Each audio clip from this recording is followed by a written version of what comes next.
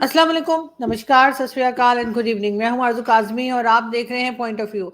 हमारे साथ हैं जी ऋषि बागरी। बहुत शुक्रिया ऋषि कि आज आप आए हैं। Thank you so much. हम ऋषि को सोशल मीडिया पर भी देखते रहते हैं और कुछ शोज भी देखते हैं और बहुत इंटरेस्टिंग ट्वीट्स होती हैं जो अक्सर मैं ऋषि के पास से न्यूज़ भी ले रही होती हूँ। थैंक यू सो मच कि आज आप आए, बहुत शुक्रिया। Thank you Aarzoo, thanks a lot. अब की बार 400 पार, यही मेरे ख्याल है लेके चल रही है बीजेपी। आप किस तरह देख रहे हैं जो अपकमिंग इलेक्शंस हैं, उसमें कितना स्ट्रॉन्ग जा रहे हैं मोदी जी की पार्टी, और ऐसा क्या ऑफर कर रहे हैं जिससे उनको इतने कॉन्फिडेंट हैं कि वो 400 क्रॉस कर जाएंगे इस बारी? देखिए, कॉन्फिडेंस ऐसा है कि जो अपोजिशन है वो राइट नाउ वो अभी ठीक से अपने यूनाइटेड नहीं है, बिखरा हुआ है अपोजिशन भारत का। और इसी के कारण मुझे लगता है कि मोदी जी को काफ़ी अच्छा है, मोदी जी ने काम भी काफ़ी अच्छा किया है। और राम मंदिर का भी एक इश्यू हो गया, इकोनॉमी भी अच्छी स्ट्रॉन्ग चल रही है। आप देख रहे हो, आपके अगल-बगल में सारी जगह इकोनॉमी पूरी नीचे जा रही है और इंडिया की इकोनॉमी एकदम ऊपर जा रही है। तो आप सोच सकते हो इतनी चैलेंजिंग एनवायरनमेंट में इंडिया की इकोनॉमी बेटर कर रही है और राम मंदिर बनाने के बाद तो एक अलग ही माहौल हो चुका है। तो एक बड़ा एक इंटरेस्टिंग माहौल है। तो अभी सारे जो एक रकम से आप बोल सकते हो सारे सितारे जो है वो बुलंदी पे है मोदी जी के। और उसी के कारण मुझे लगता है कि अब ये कुछ भी हो सकता है, मतलब 400 साढ़े 300 कुछ भी हो सकता है, anything can be happen. And आप देखो ना, वो अगला मेहनत कर रहा है, अगला कैंपेनिंग कर रहा है, सिटी में जा करके कैंपेनिंग कर रहा है, जहां पर अपोजिशन वाले अभी तक ड्राइंग रूम से बाहर नहीं निकले। अभी तक वो सीट शेयरिंग डिस्कस नहीं कर रहे हैं। रात को यहाँ पर 3-3 4-4 बजे तक मीटिंग चलती है सीट शेयरिंग की। तो बहुत बड़ा एक डिफरेंस है। लोगों को दिखता है कौन सी पार्टी एफर्ट डाल रही है, कौन सी पार्टी नहीं डाल रही, कौन सा लीडर काम कर रहा है, कौन सा लीडर काम नहीं कर रहा है। तो इनॉग्रेशन पे इनॉग्रेशन हो रही है, नए रोड्स बन रहे हैं, नए मेट्रोस बन रहे हैं। ये जो सारी जो चीजें हैं वो लोगों को दिखती है। और लास्ट 10 साल हो गया है, कोई करप्शन का एलिगेशन नहीं है मोदी जी के ऊपर। नहीं तो ये होता था ना कि करप्शन का है, उनके ऊपर एलिगेशन क्या है कि वो सूट अच्छा पहनते हैं, चश्मा अच्छा पहनते हैं, या कभी डिग्री, उनकी डिग्री कौन-सी है, उनकी क्या, मतलब बेसिकली ये सब छोटी-छोटी बातों पे मुद्दा बनाकर रहते हैं। जो करप्शन का मुद्दा है मोदी जी के ऊपर एक भी नहीं है। So that's a very big point कि नो करप्शन मुद्दा, नो नेपोटिज्म मुद्दा कि कोई अपने भाई भतीजेवाद को, अपने बच्चों को, अपने अपने परिवार को उन्होंने फायदा पहुँचाया है, वो भी कोई मुद्दा नहीं है। तो आप सोच सकते हैं ये बहुत 2 बड़े मुद्दे होते हैं जो मतलब एक एकदम से इंडियन सबकॉन्टिनेंट में सारे कंट्रीज़ जो है, आप श्रीलंका ले लीजिए, नेपाल ले लीजिए, आपका खुद के पाकिस्तान ले लीजिए, ये मुद्दे बेसिकली सारे वज़ीर-ए-आज़म के ऊपर लगते हैं, लेकिन इनके ऊपर एक भी मुद्दा नहीं है इस टाइप का। बिल्कुल ऐसा है, बल्कि आपको याद होगा कि इमरान खान जो पहले प्राइम मिनिस्टर रह चुके हैं, उन्होंने भी, जब वो जेल नहीं गए थे उससे पहले उनकी जो पॉलिटिकल रैलीज होती थी उसमें उन्होंने एक दो बारी मोदी जी के बारे में कहा कि उनके ऊपर कोई करप्शन चार्जेस नहीं है, कोई उनके बैंक अकाउंट्स नहीं है कंट्री से बाहर। वो एग्जाम्पल दे रहे थे पाकिस्तान के पॉलिटिशियंस की। मगर साथ साथ अपोजिशन जो है वो अजीब अजीब बातें किया करती है। आपको पता है कि इलेक्शन से पहले भी, इलेक्शन के बाद भी कुछ मोदी जी के परिवार को लेके भी बात की गई, जिसके बाद सबने लिख दिया मोदी का परिवार, ट्विटर के ऊपर सब लोगों ने किया। ये इतना लो स्टैंडर्ड की आपके ख्याल से क्यों स्टेटमेंट्स आती हैं, खासतौर पे ये अपोजिशन से? नहीं, मैं तो ये बोलूँगा कि ये जो अपोज़िशन है, वो खुद लगी हुई है मोदी जी को जिताने में। अब आप ऐसे मुद्दे उठाते हो कि मोदी जी का तो कोई परिवार ही नहीं है। अब इंडिया का वोटर क्या देखेगा? अरे यार, ये तो ठीक बात है, मोदी जी का तो कोई परिवार ही नहीं है। परिवार नहीं है तो किसी को फ़ायदा भी नहीं पहुँचाते, यानी कि वो आदमी ऑनेस्ट है, क्लीन है, नीट एंड क्लीन है, तो एक बड़ा एक पॉज़िटिव हो जाता है। और फिर क्या होता है, सब आदमी जुड़ने लग जाते हैं। उनका कोई परिवार नहीं है, तो चलो हम उनके परिवार के मेंबर हैं। तो आप देख रहे होंगे अभी ट्विटर पे बहुत सारे लोगों ने अपने ट्विटर हैंडल के मोदी का परिवार, मोदीज़ फैमिली ऐसा लिख करके रख दिया, ये टू शो द सपोर्ट कि भई मोदी जी का अगर परिवार नहीं है तो क्या है, हम लोग तो उनके परिवार के मेंबर हैं। आज वो हमारे एक सीनियर मोस्ट मेंबर है हमारे, जैसे एक घर में एक एक बुजुर्ग रहता है जो सब उनका ध्यान रखता है सारे मेंबर्स का, वैसे मोदी जी ने सबका ध्यान रखा है। 4 करोड़ घर दिए, मतलब आप सोचिए 20 करोड़ लोगों को घर मिल गए, मतलब 20 करोड़ आपकी पाकिस्तान की पॉपुलेशन है, जितनी पाकिस्तान की पॉपुलेशन है उतनी इंडियन पॉपुलेशन को तो घर दे दिया मोदी जी ने। 16 करोड़ लोगों को, 16 करोड़ फैमिलीज को इन्होंने पाइप वाटर दे दिया। आप सोचिए 16 करोड़ मल्टीप्लाई बाय 5, एक फैमिली में 5 आदमी भी रहेंगे तो 80 करोड़ लोगों को पाइप वाटर मिल गया, गैस मिल गई फ्री में, टॉयलेट मिल गया, सबके बैंक अकाउंट खुल गए। तो ये जो सारी जो चीजें हैं आप देख रहे हो, रोड्स बन रही है, रोज नए मेट्रो बन रहे हैं, आए दिन रोज एक नया एयरपोर्ट खुल रहा है। तो ये जो सारी चीजें हैं आपकी आंखों के सामने हो रही है, मतलब ऐसा नहीं है कि कुछ नहीं हो रहा है। तो वो सारी जो चीजें हैं जब लोग देखते हैं और फिर वो उनके ऊपर कोई एलिगेशन लगाता है तो डेफिनेटली लोग उसका एक रकम से प्रोटेस्ट करते हैं। तो ये बड़ा एक क्लियर है कि ये नेता, ये लीडर है, ये एक रकम से जनता के लीडर है और जनता उनको बहुत पसंद करती है। And that is the reason he is getting very good response from the people. अगर आप देखोगे, अगर कश्मीर में भी बोला जाता था कि कश्मीर की जनता इंडियन लीडर्स को पसंद नहीं करती है, ऐसा ये भ्रम फैलाया गया था। अभी मोदी जी कश्मीर में गए, आप देखोगे एक से एक वीडियो जो आया है, कैसे कश्मीर के लोग मोदी जी को गले लगा रहे हैं, कोई कपड़े पहना रहा है, कोई कुछ कर रहा है। तो वो वीडियो हमें मतलब कभी देखने नहीं मिला था, अभी वो हमें देखने मिल रहा है। क्योंकि ये जो धारा 370 हटने के बाद एक इंटीग्रेशन हो गया, वो डेवलपमेंट स्टार्ट हो गया वो कश्मीर का, जो इतना दिनों से, इतने सालों से रुका हुआ था। टनल्स बन रही है, रोड्स बन रही है, एयरपोर्ट्स बन रही है, लोगों को जॉब्स मिल रही है, तो एक बहुत बड़ा एक डेवलपमेंट है। और मुझे लगता है कि कहीं पाकिस्तान के लोग भी सोचते होंगे कि हमारे देश में ऐसा कोई लीडर आ जाता तो शायद हम भी कहाँ पहुंच जाते, आज हम कहाँ फंसे हुए हैं। तो ये एक अंदर अंदर सबको एक फील होता ही होगा कि हमारे पास इतना स्ट्रॉन्ग लीडर होता तो शायद हम भी बहुत आगे निकल जाते। नहीं, आपकी बात ठीक है। पाकिस्तान में पहले चाहे लोगों को इतना नहीं पता था भारत में क्या हो रहा है और कई लोगों को गलत इंप्रेशन भी था। अब तो खैर सोशल मीडिया की वजह से बहुत लोगों को बहुत कुछ पता लगा है और यकीनन मोदी जी हों या डॉक्टर जयशंकर हों, यहाँ पर भी उनके बहुत फैन बन चुके हैं अब। लेकिन कई चीज़ें, कई हर्डल्स भी आई मोदी जी के टेन्योर में, जो अभी रिसेंटली उनका चल रहा है। और अगले इलेक्शन से पहले हमने देखा मणिपुर का हुआ, फिर अभी रिसेंटली वो आपने देखा कि वो नमाज के ऊपर जो कुछ चल रहा था। तो कहीं न कहीं मुस्लिम वोट्स आपको लगता है कि उनके साथ हैं या उनको उसमें मुश्किल होगी? नहीं, देखिए, मुस्लिम वोट एज़ अ होल कभी भी उनके साथ नहीं था, क्योंकि हर समय यहाँ मुस्लिम को ये भड़काया जाता है कि देखो वो तो हिंदू लीडर है, वो राम मंदिर बनाते हैं, आपके लिए कुछ नहीं करते, जबकि ये बात गलत है। उन्होंने जितना मुस्लिम्स के लिए किया, मतलब कोई लीडर्स ने नहीं किया, घर दिए, आपके उनके अकाउंट खोले, घर में पानी आ रहा है, घर में चीज़ें आ रही है, मनरेगा का अकाउंट्स खुल रहा है, तो लॉट ऑफ थिंग्स जो पहले नहीं हो रही थी, आज हो रही है। और ऐसा कभी भी डिस्क्रिमिनेशन नहीं हुआ, कोई भी गवर्नमेंट स्कीम में ये डिस्क्रिमिनेशन नहीं होता है इंडिया में कि ये हिंदू है तो इसको मिलेगा, ये मुस्लिम है तो इसको नहीं मिलेगा। ऐसा कुछ डिस्क्रिमिनेशन कहीं भी नहीं हुआ है, आज तक कभी नहीं हुआ है। So that is one thing. और आप बात करें मणिपुर की, तो मणिपुर की आज की प्रॉब्लम नहीं है, ये 50 साल से प्रॉब्लम चल रही है। दो दो एथनिक ग्रुप से जो आपस में लगे पड़े हैं, तो ये आज की घटना नहीं है, बीच में शांति हो जाती है, फिर वो फ्लेयर अप हो जाता है। तो इट गोइंग ऑन। तो Manipur has nothing to do with the BJP, nothing to do with the Modi.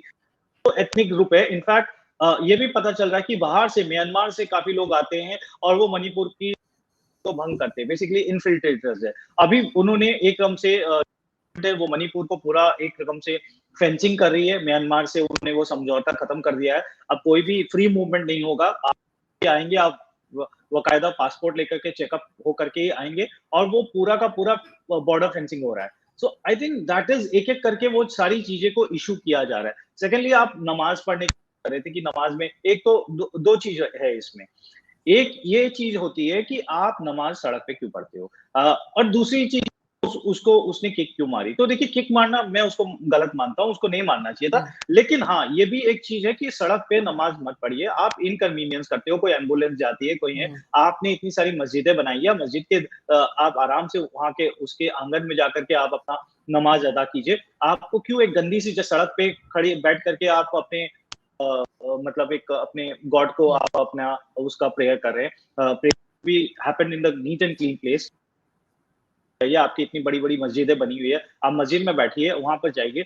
But ये रोड को ऑक्यूपाई करना, ये प्लेन में जाकर के नमाज अदा करना, उड़ते प्लेन में कोई नमाज, या आप ट्रेन में आप कॉमन स्पेस खड़े होकर के या बैठ करके या आप करके आप नमाज पढ़ते हो, मुझे लगता है यहाँ पर आप गलत हो जाते हो। तो ये आप लोगों को इनकन्वीनियंस मत कीजिए कि लोग आपको ओपनली आकर उसको उसको प्रोटेस्ट करने लग गए। तो same thing is happening in this thing कि भाई आप रोड पे क्यों कर रहे हो, आपके पास प्रॉपर जगह है, आप प्रॉपर जगह पे कीजिए, ऐसी जगह पे कीजिए जहां पर किसी को तकलीफ नहीं हो। आप रोड पे खड़े हो जाते हो, रोड पे करने लग जाते हो, बस के सामने खड़े करके लग जाते हो, कोई एम्बुलेंस आती है उसके साथ। तो I think that is one thing. और मैं आपको बता देता हूँ, ईस्ट कंट्रीज में आप चले जाइए, आप कोई भी मिडिल ईस्ट कंट्रीज में चले जाइए, सारी मुस्लिम कंट्रीज में चले जाइए, वहां पर भी फाइन्स लगते हैं पे खड़े होकर के या रोड पे बैठ करके आप नमाज अदा करते हैं। तो ये आप दुबई में चले जाइए, वहां पर 10,000 दिरहम का फाइन है। तो ये चीजें हैं, जब आप मुस्लिम कंट्रीज में नहीं कर सकते हो तो आप यहाँ क्यों कर रहे हो? इट्स अ सेक्युलर कंट्री, ये सब रेस्पेक्ट करते हैं सारे रिलीजन को, बट इसका मतलब ये नहीं है कि आप अपना एक शक्ति प्रदर्शन करोगे। ये शक्ति प्रदर्शन नहीं होना चाहिए। आप अगर नमाज पढ़ रहे हो, आप अपने आराम से जाइए मस्जिद में पढ़। This is because religion is a more of a कि एक प्राइवेट चॉइस है। आप अपने प्राइवेटली आप कीजिए कि मस्जिद बनी हुई है, अब हिंदू लोग भी जाते हैं, आपके अपने मंदिर करके प्रेयर करते हैं, और अगर परमिशन निकालना होता है वो आप ड्यू अथॉरिटी से परमिशन लेकर के निकालिए। This is what how the law functions in India. तो बिना अथॉरिटी के परमिशन लेके आप रास्ते में कोई काम नहीं कर सकते हो। बिल्कुल ऐसा है। खैर वो जो पुलिस ऑफिसर थे उन्होंने भी खैर गलत किया था, मैं उनको भी कोई सपोर्ट नहीं करी कि जिस तरीके से उन्होंने हिट किया है, लेकिन फिर भी वो कहाँ से मना करते हुए या इनको हटाते हुए आए होंगे, जो वो इतने ज्यादा परेशान हो गए कि उन्होंने जो है इस तरह से जो है वो हिट कर दिया उन नहीं, लोगों को। उसकी भी देखिए, उसकी भी दो पहलू थी आरजू जी। हम्म। एक तो उन्होंने हिट किया हुआ वो वीडियो था, वो तो काफी वायरल हुआ, लेकिन हम्म। जो उनको जो मॉब ने घेर करके मारा, हम्म। वो वीडियो वायरल नहीं हुआ। वो वीडियो हम्म। भी बाद में आया था। वो वीडियो भी था कि आप जब पुलिस वाले आ रहे थे तो आप इकट्ठा हो जाते हो, आप उसको मारते हो, उसको एकदम जानलेवा हमला करते हो। तो आई थिंक ये जो कॉइन का जो सेकंड पहलू है वो भी दिखाना चाहिए लोगों बिल्कुल। को। ये भी समझना चाहिए कि ये भी नहीं होना चाहिए। बिल्कुल ऐसा ही होना चाहिए, और दोनों जगह बिल्कुल दोनों की बात होनी चाहिए। और वही मैं भी कह रही हूँ कि वो बेचारे पता नहीं किधर से मना करते हुए आ रहे होंगे इन लोगों को कि रोड पे से हट जाएं, और फिर लास्ट में जाहिर है इंसान तंग हो जाते हैं, तो सम टाइम ऐसी कोई हरकत कर बैठता है जो उसको नहीं करनी चाहिए। लेकिन खैर हम आगे बढ़े और हम बात करें मोदी जी की, और हम देखेंगे नेबरिंग कंट्रीज, खास तौर पे चाइना और पाकिस्तान, इन दो के साथ टेंशन बनी रही। हमने देखा लद्दाख पे भी और पाकिस्तान के साथ भी। आगे आपके ख्याल से इलेक्शन के बाद क्या होने जा रहा है? क्या कुछ टर्म्स बेहतर होंगे? बातचीत की जाएगी? दोनों कंट्रीज में थोड़ा अमन होगा, चाइना साइड और पाकिस्तान बॉर्डर भी? नहीं देखिए, मुझे अभी लग रहा है कि इंडिया को कोई मतलब नहीं है नेबरिंग कंट्री से। Right now they are more inward looking. वो अपनी इकोनॉमी को फोकस कर रहे हैं। वो अपनी इकोनॉमी को फोकस कर रहे हैं, वो अपनी इकोनॉमी को स्ट्रांग कर रहे हैं। और अभी चाइना की इकोनॉमी बहुत खराब हो गई है। उनके रियल स्टेट सेक्टर मेल्टडाउन हो रहे हैं, उनके टेक सेक्टर मेल्टडाउन हो रहे हैं। उनकी बहुत बड़ी अभी अभी इकोनॉमी की प्रॉब्लम चल रही है, बहुत बड़ी क्राइसिस चल रही है डेट को लेकर के। और पाकिस्तान की तो आप जानते हो इकोनॉमी आपसे कुछ छुपा हुआ नहीं है, कितनी हम्म। जोर से प्राइस हुई है, और इकोनॉमी भी काफ़ी अच्छी नहीं है, और उनके जो रिज़र्व्स है काफ़ी लो है। तो आई थिंक पाकिस्तान को भी अभी अपनी इकोनॉमी पे ध्यान देना चाहिए। तो सभी को अपनी-अपनी इकोनॉमी पे ध्यान देना चाहिए। और I think India wants a cordial relationship with each and every country. सबके साथ अच्छा अच्छा रहना चाहता है, लेकिन अगर कोई अगर चाइना आकर के उनको बॉर्डर क्रॉस करता है या इनकर्शन करता है तो डेफिनिटली उसको जवाब मिलता है, और पाकिस्तान करता है तो पाकिस्तान को भी जवाब देता है। हम किसी के कंट्री में नहीं जाते, और कोई अगर हमारे कंट्री में आकर के बेदखली करता है तो ऑब्वियसली वो उसको जवाब दिया जाता है। लेकिन one thing is very clear, एक रकम से हैंड्स ऑफ अप्रोच रहा है पाकिस्तान को भी लेकर। ज्यादा पाकिस्तान की तरफ नहीं बात करते हैं। Pakistan has become a non entity in Indian context. अगर आप देखोगे, अगर आप न्यूज़पेपर भी उठाकर देखोगे तो पाकिस्तान कहीं भी नहीं नजर आएगा आपको। So Pakistan has become irrelevant right now. Whether you like it or not, I know it may be painful for you, but हम्म। ये प्रॉब्लम है, और पाकिस्तान ने ये खुद अपने आप किया है। बेसिकली वो अपने आप की इकोनॉमी को संभाल नहीं पाए, अपने डेमोक्रेसी को संभाल नहीं पाए। एक डेमोक्रेसी एकदम से सर्कस बन गई है। सभी को लगता है कि उनके आज भी वहां पर military basically is going to rule hmm. वहां के लोगों को अपॉइंट करती है। जहां पर यहाँ पर इंडिया इंडिया इंडिया के लोग वोटते हैं, वहां पर अपॉइंट होते हैं। आई थिंक एक रकम सर्कस बन चुका है। So India doesn't want to indulge into the Pakistan. China के साथ भी वो काफी मतलब क्लियर है कि भाई आप मेरे क्षेत्र में दखल अंदाजी कीजिए, हम आपके क्षेत्र में नहीं जाएंगे। प्लस ग्रेजुअली आप देखो, पाकिस्तान ये चाइना से सारी कंट्रीज अब इंडिया में आ रही है। एप्पल आ रही है, सारी सेमीकंडक्टर आ रही है, हम लोग वहां पर फोकस कर रहे हैं। तो वो फोकस रहेगा। Next 5 years will be a super duper economy पे फोकस रहेगा, मैन्युफैक्चरिंग पे फोकस रहेगा। हमें विश्व की सबसे बड़ी आर्थिक शक्ति बननी है। तीसरे नंबर पे का टारगेट है नेक्स्ट 2-3 साल में। तो तीसरे नंबर की आर्थिक शक्ति बनेंगे आफ्टर यूएसए, चाइना, एंड उसके बाद इंडिया रहेगा। सो ये इंडिया का गोल है राइट नाउ। इंडिया का गोल बहुत क्लियर है कि हमें नेक्स्ट 5 साल में हमें 5 ट्रिलियन इकोनॉमी क्रॉस करना है। हमें तीसरी बड़ी ग्लोबल पावर बननी है, इकोनॉमिक पावर बनना है, हमें स्पेस में अच्छा काम करना है, हमें ओलंपिक होस्ट करना है, हमें स्टेशन बनाना है, हमें मतलब एक एकदम से देश को पर कैपिटा जो कैपिटा इनकम है उसको एक डेवलप्ड कंट्री बनानी है। तो ये सारी जो फोकस है वो क्लियर है। अभी ये फोकस में ना तो पाकिस्तान आता है ना चाइना आता है, और ऑब्वियसली कोई भी कंट्री अपने नेबर्स के साथ अच्छा रिलेशन चाहेगा, लेकिन अगर कोई बार आकर के कोई मतलब गुंडाई करेगा या कोई बदमाशी करेगा या कोई उसको क्रॉस बॉर्डर टेररिज्म को सपोर्ट करेगा तो वो डेफिनेटली उस जवाब दिए।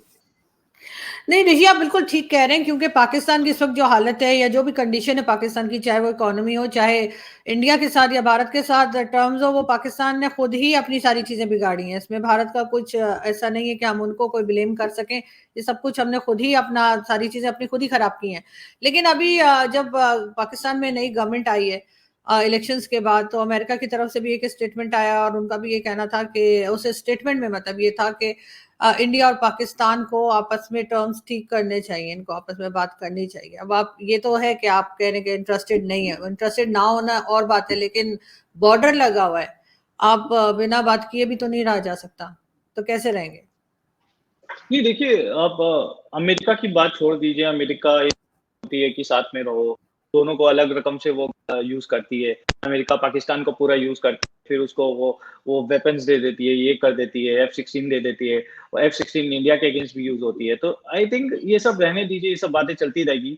और मुझे लगता है अभी 2024 में भी काफी चीजें चेंज होने वाली है अमेरिका में भी। हो सकता है Trump will be very pro India, very anti Pakistan again. Equation will might change in America also. So 2004 will be a watershed event. अगर मोदी जी आ जाते हैं और 2024 में ट्रम्प भी आ जाता है अमेरिका में, तो next 4 years will be very interesting year for India. तो मुझे लगता है कि पाकिस्तान को भी अब बहुत इकोनॉमी पे फोकस करना चाहिए। उनकी जो ये पार्टी आई है वो थोड़ी इकोनॉमिक फोकस रहती है, नवाज शरीफ वाली पार्टी, मुझे ऑलवेज लगता है। तो वो अगर इकोनॉमी पे फोकस करे, वो बाकी की चीज focus, I think Pakistan will be a better state. तो मैं ऑलवेज आई विश कि हमारे नेबर्स है वो प्रॉस्पर करे, इनवर्ड लुकिंग हो, इकोनॉमी पे फोकस करे rather than focusing on things which Kashmir हो या ये है। अब कश्मीर तो उनके चल चुका है, अब ऐसा नहीं हो जाए कि वो कश्मीर के चक्कर में पीओके भी क्लियर कि ऐसा कोई भी काम नहीं करे कि उनको ही नुकसान हो। बिकॉज अभी India is not interested to take up with कोई भी रकम से, वो नहीं चाहते कि कोई भी रकम से मसला हो पाकिस्तान के साथ, एक शांतिपूर्वक रहना चाहते हैं। बट अगर बार बार उनको उंगली किया जाएगा तो I think the repercussion will be definitely there. So nobody wants that thing to happen. नहीं, अगर बीच में कश्मीर का इशू ना रहे तो आपके ख्याल से फिर कुछ बेहतर बेहतर हो सकता है, फिर कुछ आगे बात हो सकती है, या नहीं कश्मीर ना भी हो नहीं, मैं तब तो भी बोलता ये हूँ, हालत रहेगी? मैं तो बोल कश्मीर इंडिया, जिसको आप इंडिया ऑक्यूपाइड कश्मीर बोलते हो, जिसको आप अपनी वाले को पीके बोलते हो, दोनों में रेफरेंडम करा लीजिए। अभी ऐसा माहौल चल रहा है कि कहीं ऐसा नहीं हो जाए कि वो पीओके भी बोल दे कि पीओके के भी लोग बोले हमको तो इंडिया में जाना है, हमको तो पाकिस्तान में नहीं रहना है। क्योंकि अभी जो चीजें इंडिया में मिल रही है, एक आदमी को मिल रही है चीजें, वो पाकिस्तान में भी नहीं मिल रही है। कोई भी तबका ये नहीं चाहेगा कि वो कमजोर आदमी के साथ स्ट्रॉन्ग कंट्री के साथ रहना चाहता है। तो ये बड़ा क्लियर है कि कभी भी रेफरेंडम होगा तो ये चीज होगा। और मुझे तो लग रहा है कि अगर पाकिस्तान अगर अपने आप को ठीक नहीं कर, तो I see a very bleak future for the Pakistan. Because देखिए फंडिंग काफी कम हो चुकी है, चाइना की भी फंडिंग कम हो गई, क्योंकि चाइना के खुद के इंटरनल मसले हैं, इकोनॉमिक राइट नाउ। तो there lot things which is going to happen, और अभी वहां पर इंटरनेशनल इश्यूज भी है। So that is one thing which is going to happen. एक चीज और देखो कि मोदी जी ने मिडिल ईस्ट में पूरा कैप्चर कर लिया है। उनके आज ताल्लुक आपके यूएई और भी बेटर हो गए, सऊदी अरेबिया में और भी बेटर हो गए, जबकि यूएई और सऊदी अरेबिया पाकिस्तान को एकदम से स्नब कर रहे हैं। ये चीज आप जो आपकी ताल्लुकात आवाज जो बेहतर हुए हैं, हाँ जो ताल्लुकात बेहतर हुए हैं वो काफी इंटरेस्टिंग है। Middle east has become a very big game changer for the Modi government, और उन्होंने जो मिडिल ईस्ट पे जो फोकस किया है वो फोकस आगे भी डिविडेंड देगा, और ये मुझे लगता है पाकिस्तान यहाँ पर वो चूक गया है। बिल्कुल ऐसा ही है और पाकिस्तान आप सही कह रहे हैं चूक गया, बल्कि कई जगह से ऐसा हुआ है और अब पाकिस्तान को ही अपने आप को ठीक करना होगा और ताकि नेबर्स के साथ टर्म्स ठीक हो, क्योंकि हमारे तो इस वक्त भारत सिर्फ भारत ही नहीं है बल्कि ईरान, अफगानिस्तान किसी तरफ से भी जो है वो पाकिस्तान के साथ किसी के भी टर्म्स ठीक नहीं है, तो यकीनन पाकिस्तान को ही ठीक होना पड़ेगा और तभी आगे मामला चलेगा। थैंक यू सो मच ऋषि कि आज आपने ज्वाइन किया। Thank you. Thank you Aarzoo ji. Thank you.